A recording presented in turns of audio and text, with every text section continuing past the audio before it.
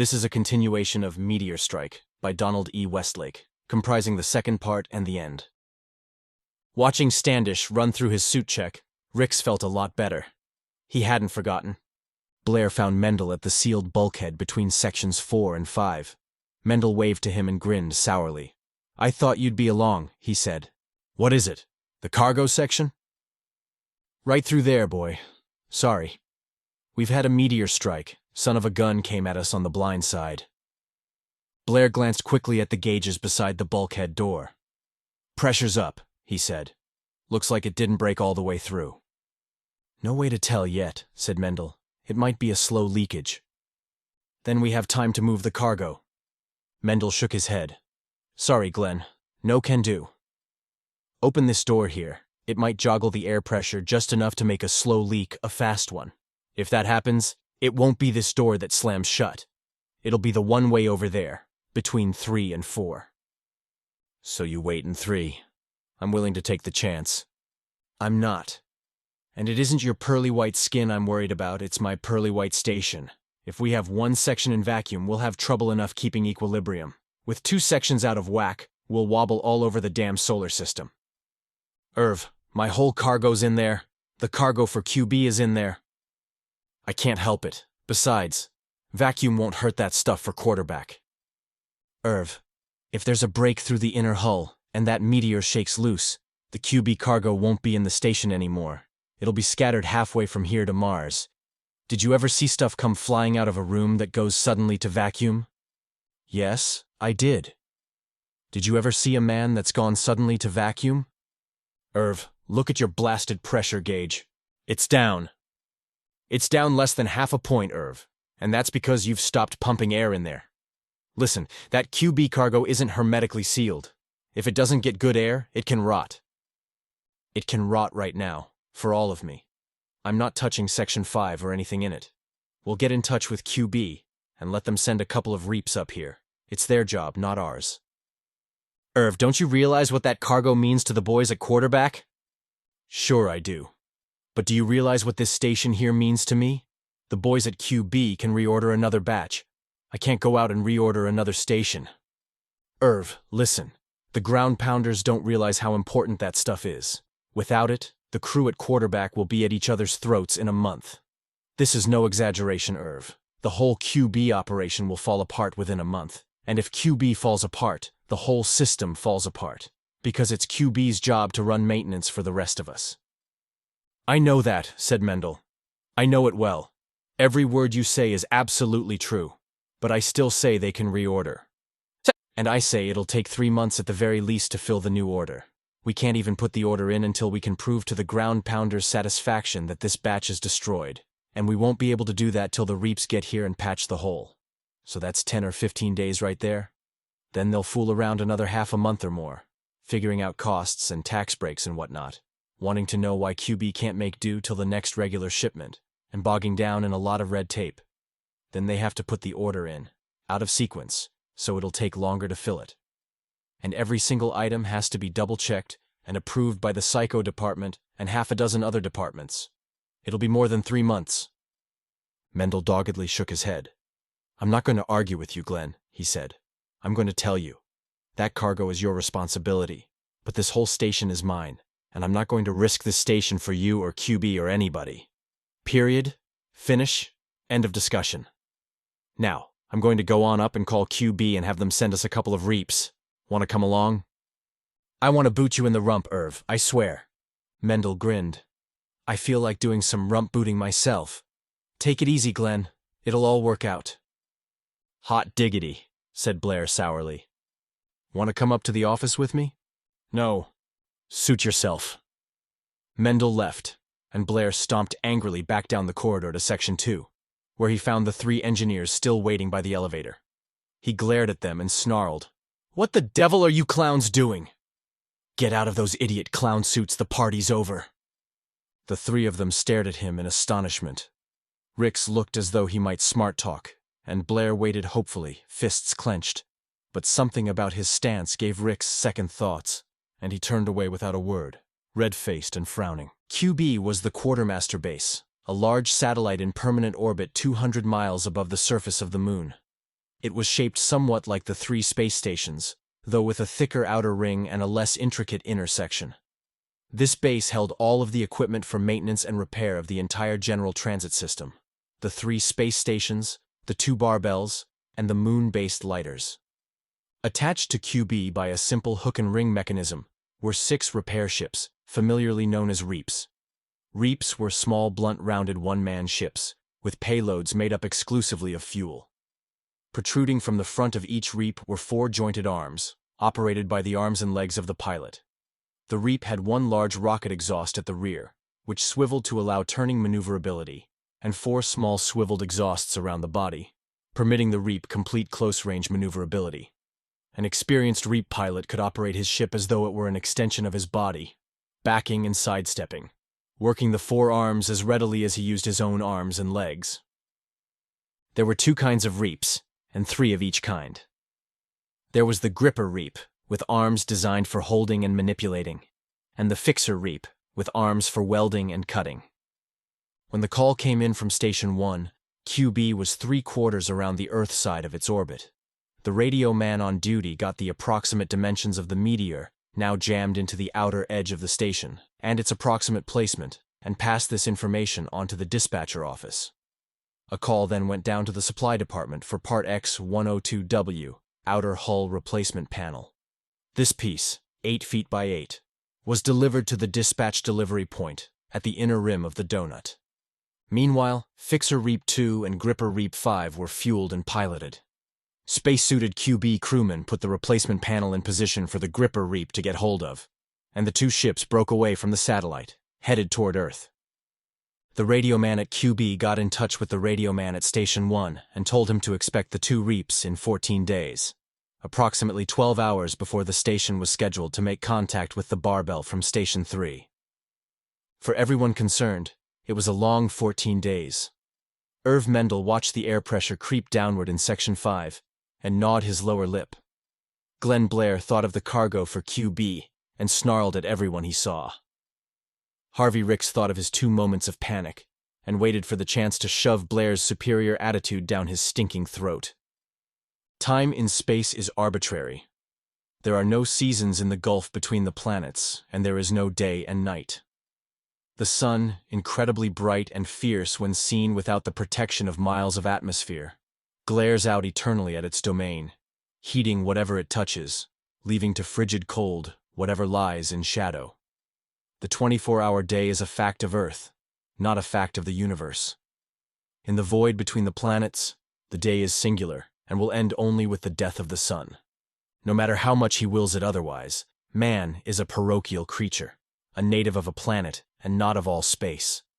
Whatever else he leaves behind him when he roves beyond his own globe, he takes with him his ingrained ideas of night and day.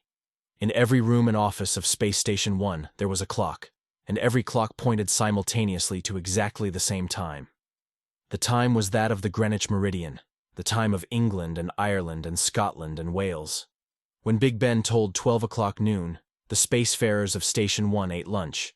When Big Ben, thousands of miles away in London, struck 12 o'clock midnight, the spacemen obediently went to bed. The reaps arrived at 4:22 p.m., the 14th day out from Earth. The Gripper Reap, still clutching replacement Part X-102W, slid into a soft elliptical orbit around the station. The Fixer Reap closed gently against the personnel hatch grid. Space-suited crewmen fastened it to the grid by metal lines through the 2 rings, one at the Reap's top toward the rear and the other at the bottom near the front. The Reap pilot pumped the cabin air into the storage tank, adjusted his helmet, and opened the magnetically sealed clear plastic cockpit dome.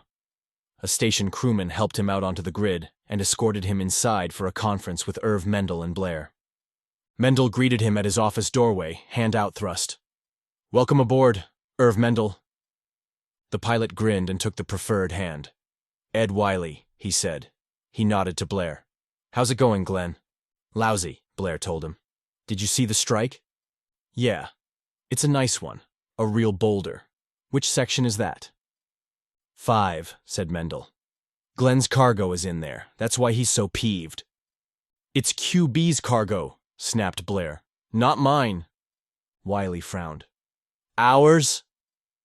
"How so?" Mendel explained. Your 6 months goodies are in there. Oh, fine. In what condition? Blair said. This fat character here won't let me in to find out. The whole section's at half pressure by now. Then he's right, said Wiley. I hate to admit it, but he's right. Double the pressure all at once. You're liable to knock the Meteor right out of the hole. If pressure's going down that slow right now, it means the Meteor's partially plugging the leak. And what happens when you guys yank the Meteor out? Same difference. Not the same, said Mendel. This way, nobody gets killed. Blair shrugged angrily. Wiley said, Maybe we can work something. Vacuum won't hurt the goodies, will it?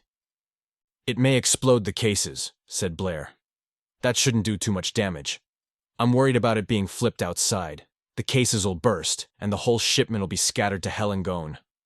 Wiley nodded. We'll try to lower the pressure slow and easy. Have you cut off the air supply in that section? First thing, said Mendel. Good.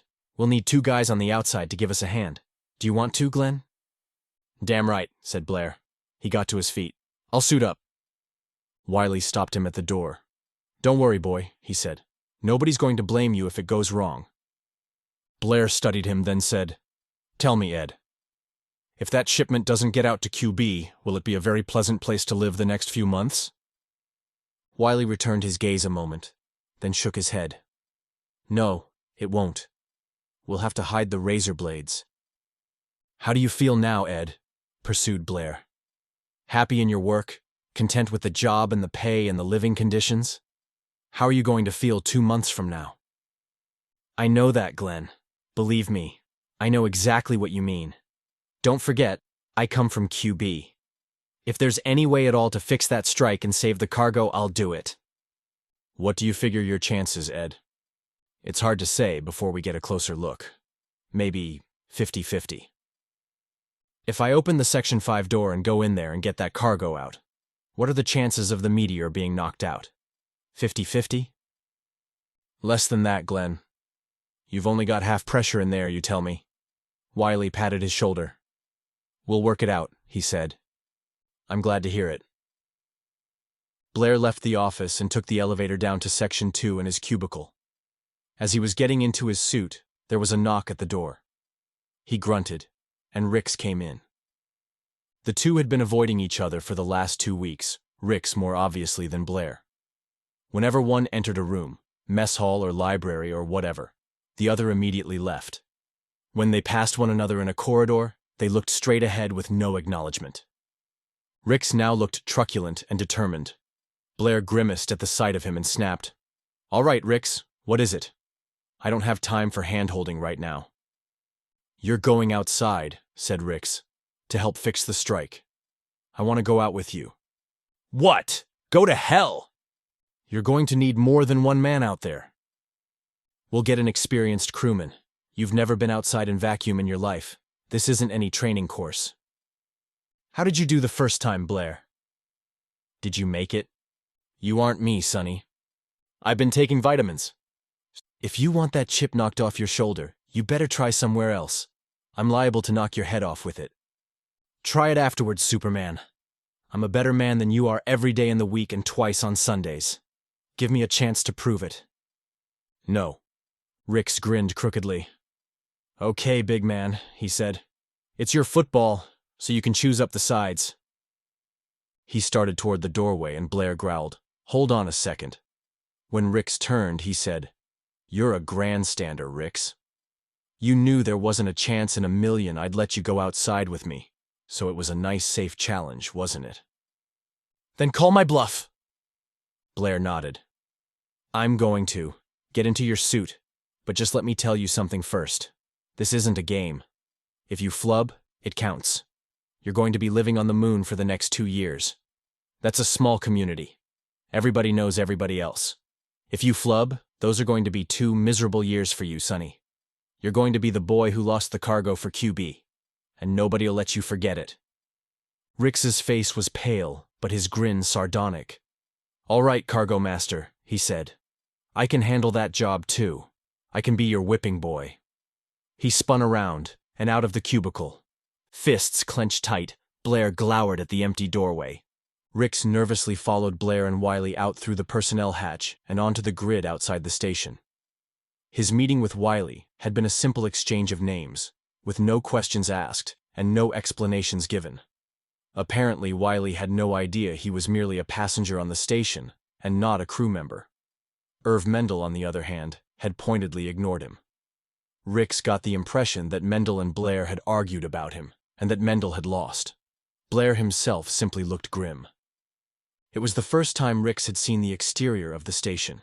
He was standing now on a grid extending from a semi-conical section, which itself protruded upward from the ball in the middle of the station. The ball contained the administrative and recreational rooms of the station, and the cone above it contained the radio room, the control room, and cubicles containing the meteorological equipment of the weather team. Standing on the grid, Rix looked up and out, toward the stars, toward the vast emptinesses, and all at once he felt microscopic. He was as small as an ant beneath a redwood tree. Smaller than that, smaller than an amoeba in the ocean, smaller than a single grain of sand on the Sahara. He was a weak and tiny speck of fury and indecision, a flea riding a lily pad down the Mississippi. He could cry out, with all the strength of his lungs, and it would be no more than a faint peeping in the bottom of the deepest well of all. Wiley's calm voice broke into his awe and wonder, crackling tinnily from the helmet radio. "We'll go on down and take a look at the damage first. It's the section just to the right of that spoke." Blair's voice, oddly depersonalized by the radio, said, "Right. You lead off." Wiley, calm and sure-footed in his magnet-soled boots, stepped off the grid onto the curving side of the cone. He marched down it, looking to Rix like a man walking calmly down a wall, and thence across the bulge of the central ball to the spoke. Blair followed him, moving just as easily and effortlessly, and Rix came last. There was no gravity out here. The station spun beneath them with what seemed lazy slowness against the distant backdrop of the stars, and the only gravitic force was the centrifugal action of the station, trying lazily to spin them off and out into space. Above them, the Gripper Reap arced by in its orbit. The pilot waved. Rix gritted his teeth and followed the other two, imitating their actions. The magnetic boots were tricky things. You had to step high, or all at once the boot would click back against the station with a step only half completed, and it took a sliding knee-bending movement to release the boot for another step. The three men moved in slow Indian file across the rounded bulk of the spoke, up across the first inner bulge of the rim, and then out on the rim's top. They stepped carefully over the metal ridge that marked where, inside the station, Section 6 was separated from Section 5. Then there was a 4-foot drop to the curve of the outer surface of the rim. If the rim of the station had been an automobile tire, they would now have been standing on its side, out on the edge where the tread begins. The Meteor was embedded in the tread area itself, below the curve. Wiley and Blair stood close to the Meteor. Rix hung back a step, watching them, moving only when and as they moved. No one had spoken since they left the grid. Then, over the earphones came an unfamiliar voice. "How's it look, Ed?" "Not sure yet, Dan. We're just beginning to look it over." Rix looked around, baffled, then realized that Dan was the pilot in the Gripper Reap, now hovering a little ways off, circling as the station circled, keeping approximately even with the Meteor brake, the replacement part awkward in its long arms. "Here it is, here," said Blair suddenly. He squatted carefully, keeping both boots firmly in contact with the station metal, and pointed to a spot at the jagged intersection of rough meteor rock and frayed bent metal. Rix moved in closer to see what Blair was pointing at. Sunlight glinted momentarily from whatever it was. Wiley crouched down beside Blair, cutting off Rix's view, as Dan asked, "What is it?" It was Wiley who answered. "Little bit of ice here. We've got a slow leakage. Looks like there's probably a small puncture of the inner hull, with the Meteor itself plugging it most of the way. Little bit of air gets out, dissipates between the hulls, and a smidgen of it gets out through here and freezes solid." Blair's voice sounded saying, "Does Dan know what's in this section?" "I don't know a thing." Wiley explained it and Dan said, "We'll have to take it nice and easy then. If that stuff gets loused up, I'm not going home." Blair straightened, turning, and said, "Okay, Rix, you can make yourself useful. Go on up with Wiley and help him unrig his ship." Sure. Blair waited by the Meteor while the other two went back across the spoke and up to the grid.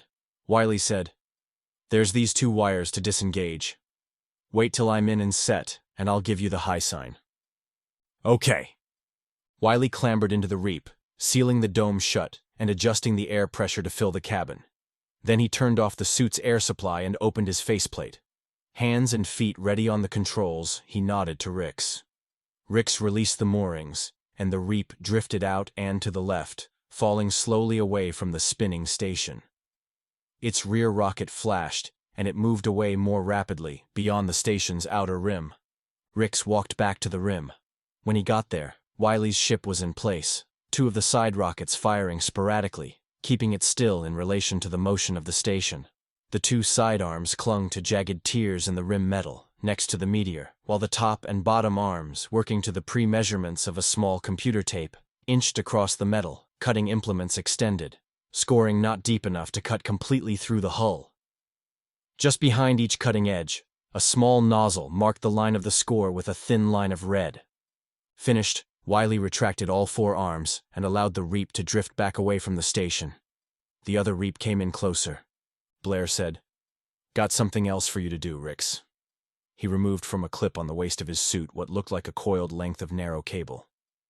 "You can hold the replacement panel," he said, "while Dan clears the Meteor out. Help me unsnarl this thing." "Right." Unwound, the coil proved to be 4 lengths of cable, about 15 feet long, joined together at one end and terminating at the other end in broad curved clips. While Dan hovered as close as he dared, Blair attached these clips to the edges of the panel near the corners. Rix held the other end, where the cables met. "It's going to want to drift to the left," said Blair. "Make sure it doesn't. Keep all 4 cables taut. It's the same as flying a kite. If you let it dip, it'll crash into the rim here. If it's crumpled, we can't use it, and we don't have any spares handy." "I'll keep it up," promised Rix. Dan backed the gripper Reap until the cables stretched taut from Rix to the panel, and then released his hold on the panel, which immediately drifted to the left, not maintaining the speed of the station's spin. Holding the joined part of the cable tight in his gloved left hand, Rix tugged with his right at individual lines, trying to keep the panel above him. Behind him, Blair and Dan were ignoring him, working at their own part of the problem. Rix could hear Blair instructing Dan, guiding him as he came slowly in and fastened his 4 gripper arms to the Meteor. 2 of the Reap's auxiliary rocket exhausts fired briefly, and then again, as Dan tugged tentatively at the Meteor. Rix wanted to turn and watch the operation, but he couldn't. The 8x8 replacement panel swayed above him with maddening slowness, inching away from him, curving down toward the station. Trying to move too quickly, he pulled on the wrong cable, and the panel dipped sharply, the uppermost cable falling slack, threatening to snarl the others.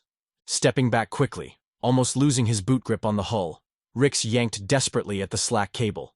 The panel shuddered, stopped perpendicular to the hull and scarcely 2 feet above its surface. Then the force of Rix's yank took over, and it sailed slowly toward him, curving up and over him, moving now in the direction of the station's spin, but somewhat faster. When it was directly above him, Rix tried to stop it, but it curved on, angling down now directly toward the Meteor and the arms of the gripper Reap. This time, Rix managed to tug the cables properly, reversing the drift without too much trouble. He was beginning to catch on to the method now. It was impossible to keep the panel stationary above him. All he could do was keep sawing it back and forth, forcing its own sluggish motion to follow his commands. Once he had the right idea, it wasn't too difficult to keep the thing under control, but it didn't take long at all for his arms to feel the strain. He didn't dare relax, not for a second. His arms and shoulders twinged at every movement, and his neck and back ached from the necessity of his looking constantly directly above him. From time to time, he chanced a quick look at the progress of the other 2. Blair was standing now at the very edge of the scored section, guiding Dan both with words and with arm and body movements. Dan was tugging slowly, first to the left and then to the right, and gradually the Meteor was being inched outward. At one point, Blair glanced over at Rix and said, "How's it going, Rix?" "Just dandy," said Rix, grunting with effort. "Just fine. Almost as good as you." Blair frowned, then turned his attention back to the Meteor. 6 times since they'd come out here, He'd been at the point of telling Rix to go back inside, to have Mendel send out a crewman instead. He wasn't sure what had stopped him. It wasn't the way Rix saw it. He wasn't looking for a whipping boy, to take the blame for him if he lost the cargo. Glenn Blair didn't pass the buck. He never had, and he never would. He'd been given this job in the first place because he was a man who could handle responsibility, whose pride lay in his ability to complete his own jobs, not in any ability to oversee the work of others. He had, he knew, lost the dispassionate approach necessary in his work. Rix and the cargo for QB had both become too important to him, though in far different ways. With Rix, he seemed somehow to have become ensnarled in some idiotic sort of contest, in which only Rix knew the rules and the scoring, in which only Rix could know or care who had won and who had lost. Rix had kept him off balance, thinking with his emotions rather than his brains. In so doing, he'd underestimated Rix's own concern with the contest. He'd agreed to let Rix come out here, partly out of a desire to throw the guy into a situation where he would lose his own contest under his own rules, and partly out of a desire to call Rix bluff. It had turned out to be no bluff, and Blair, thinking with his emotions, had been unable to withdraw the agreement. And the fight with Mendel had only served to harden the cement. Mendel had been instantly and loudly opposed to Rix going outside, and Blair had responded just as quickly and just as loudly. Mendel's opposition had finally only intensified Blair's determination to go through with it. Outside, he had had no choice but to put Rix to work. There were only the two of them out there, and both were needed. He'd kept for himself the intricate job of guiding the removal of the Meteor. The Reap pilot was too far back and too involved with the operation of his ship's controls to be able to do the job by himself. But that had left for Rix the scarcely less intricate job of holding onto the replacement panel. Blair had kept an eye on him throughout, ready to step in if it looked as though Rix would lose control. But Rix had done surprisingly well, after bobbling the ball a bit to begin with. Now, as Blair kept up a steady drone of low-voiced directions, Dan gradually eased the Meteor out of the jagged hole it had made in the hull. The whole scored segment was now bulged outward slightly, and the sawtooth edges of the hole were scraping out and back with the motion of the Meteor. Then, all at once, the Reap jerked backward, as the Meteor rasped loose. The hull vibrated beneath Blair's feet, and then quieted. Blair waited, cautiously watching the jagged tear. But after the second's vibration, there was nothing more. They'd managed it, working and tugging and twisting the Meteor in such a way that the remaining air in Section 5 was released slowly enough to be of no danger. Dan's voice came over the helmet radio. "I'll take Junior on home." "Right." The Gripper Reap shot, turning, up and away from the station, carrying the Meteor far enough away so that it could safely be released without being drawn right back to the station. Blair watched it go, then stepped cautiously across the scored line and looked down through the hole at the inner hull, 5 feet away. It was too dark in there to be sure, but he thought he could see the marks of a tiny, jagged tear. Wiley's voice came through the earphones, saying, "Okay, Glenn, I'm ready to slice her up." "Come ahead." He backed out of the scored section again and watched as the fixer Reap came in close, once again clutching the edges of the hole with the sidearms while the other two arms carefully sliced through the scored lines, this time cutting all the way through, leaving only thin, uncut segments at the corners to keep the whole piece in place. As the fixer Reap backed off, the Gripper Reap returned, empty-armed now, and slid into place, grabbing the serrated edges of the hole. Blair took the small powered hand cutter from its loop at the waist of his suit and carefully sliced through the remaining segments. The Gripper Reap backed away, holding the cut-off square. Blair crouched at the edge of the cut and held tightly to it as he lifted both boots clear of the hull. His body swung slowly around, over the hole, and he pulled himself down into it until his boots clamped to the inner hull. The space between the hulls was a maze of braces and supports, 5 feet wide. One diagonal brace had been crushed by the Meteor and would have to be replaced once both hulls were repaired. For now, Blair was concerned to affix a temporary patch to the outside of the inner hull. The final repair job on that would be done from inside the station. All he had to do was put on a patch that would allow Section 5 to be filled with air again, so the inner repair work could be safely done. Once his boots were firmly braced against the inner hull, Blair released his hold on the outer hull and moved through the constricted space to the cross-braced wall between sections 5 and 6. A tool and patch kit was bolted to the wall, beside the round small entranceway to the between hulls of section 6. From this kit, Blair took a small hammer and a foot-square rubberized metallic patch. He then returned to the spot where the meteor had broken through.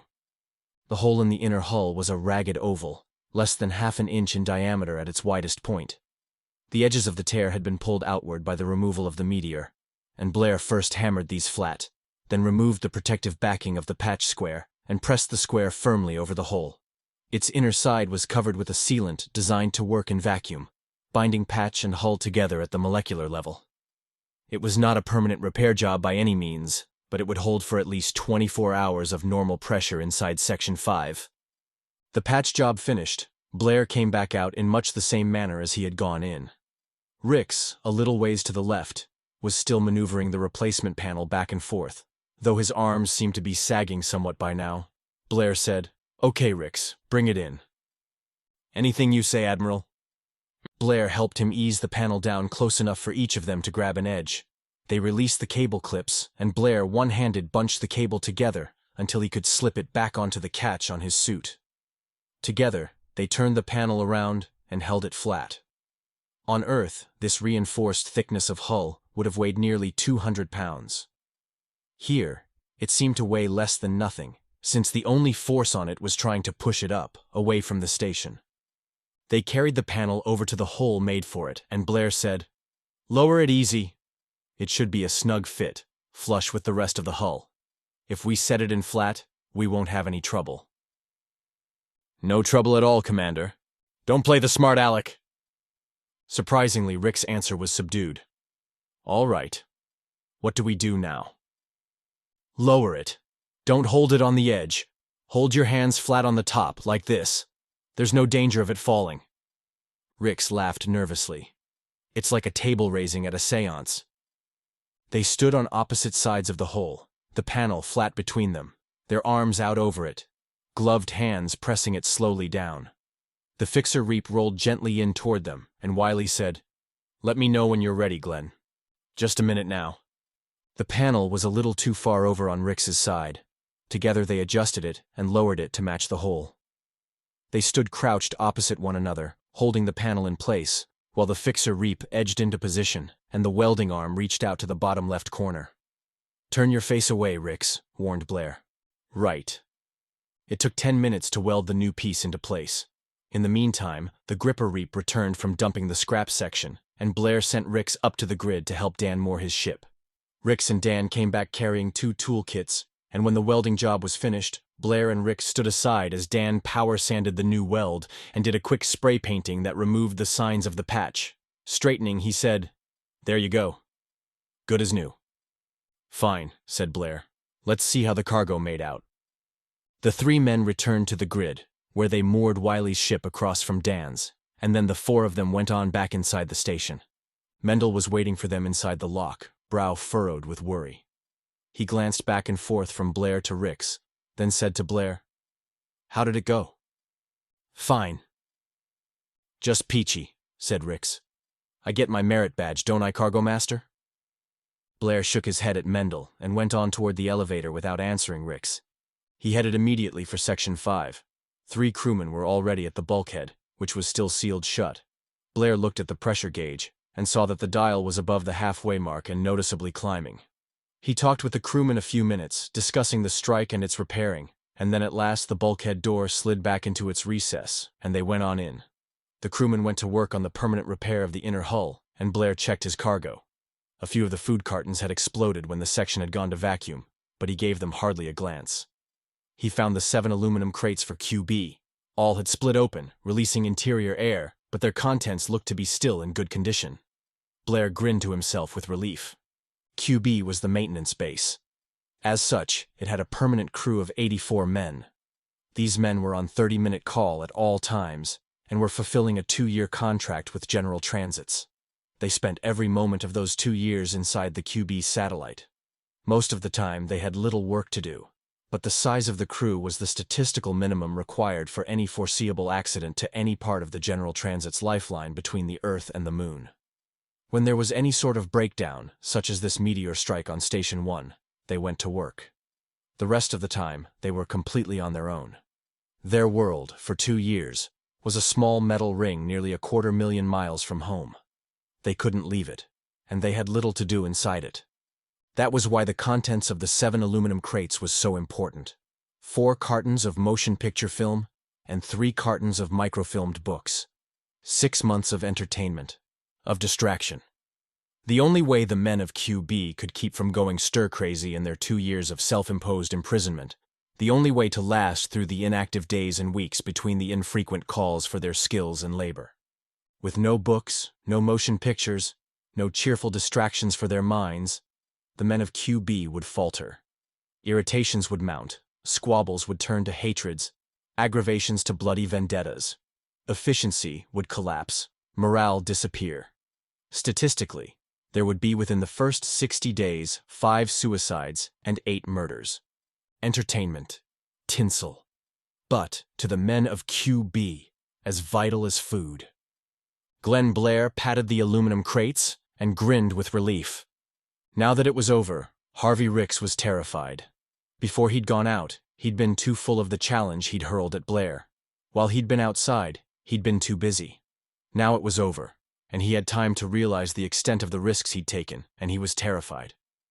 He spent the next 4 hours in his cubicle, staring at the wall, vowing great resolutions of reform. From now on, he would mind his own business, accept his limitations. Then, after 4 hours, the barbell arrived from Station 3, and the transfer of cargo and passengers was made. There were 5 men coming back to Earth. There was stack after stack of cargo. The huge hold of the barbell was emptied, and then the shipment for the moon, and the cargo for QB, was loaded aboard, and the 3 passengers for the moon left Station 1, carrying their 1 suitcase each to the new cubicle, where they would live another 15 days of their lives. Ricks looked around at the new room, and already the retroactive terror was receding. Already he was thinking of his exploit in self-congratulatory terms. He'd done well. He'd showed the cargo master that Harvey Ricks was a good man to have at your side, a man who can do the job right the first time. After a while, Blair knocked at the cubicle door and entered, smiling hesitantly, saying, "I didn't get a chance to thank you, Ricks. You did a good job out there." Ricks smiled, the old self-confident, challenging smile. "Why, any time, cargo master."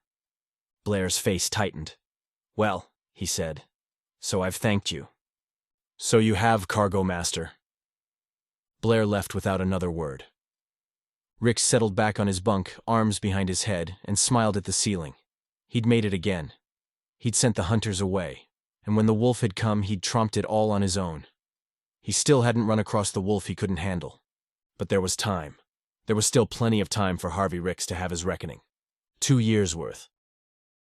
The end. Best Audiobooks for Free hopes that you have enjoyed this production of Meteor Strike by Donald E. Westlake. Please subscribe to our channel on YouTube and Rumble, as your subscription is the support we need to create more great free content. Please look to our website at bestaudiobooksforfree.com for a complete list of our audiobooks.